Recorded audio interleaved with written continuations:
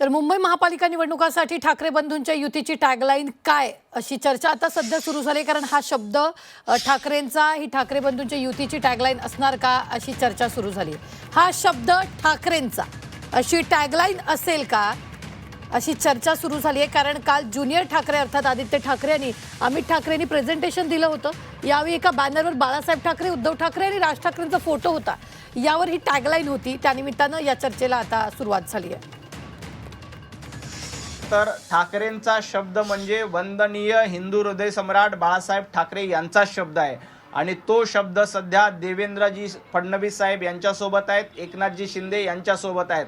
आता याआधी आदित्यजी ठाकरे यांची लाईन होती की करून दाखवलं। अमित ठाकरे यांचा पराभव उबाटा गटानं दादरमधनं केला। ज्या पक्षाला संपलेला पक्ष म्हणून हिणवलं, ज्या पक्षाचे नगरसेवक उद्धवजी ठाकरे यांनी फोडले, त्याच पक्षासोबत बसून तुम्ही आता इतरांवर टीका करतायत। अमितजी ठाकरे यांना पराभवाची सल त्यांच्या मनामध्ये निश्चितपणे आहे। त्यामुळे मनसे आणि शिवसेना उबाटा गट यांची युती वरकरणी दिसत असली तरी प्रत्यक्षामध्ये मनसैनिक नाराज आहेत, कारण त्यांची फक्त 40 ते 45 जागांवर बोळवण करण्यात आली। अक्षरशः वाटाण्याच्या अक्षदा राज ठाकरे यांना दाखवण्यात आल्यात। त्यामुळे रेल्वे इंजिन हे धनुष्यबाणा सोबत आहे, ते मशाली सोबत नाही।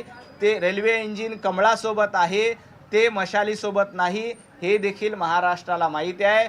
ज्यांचा राज ठाकरेंच्या मुलांचा ज्यांनी पराभव केला त्यांच्यासोबत मनसैनिक कधीच राहणार नाहीत।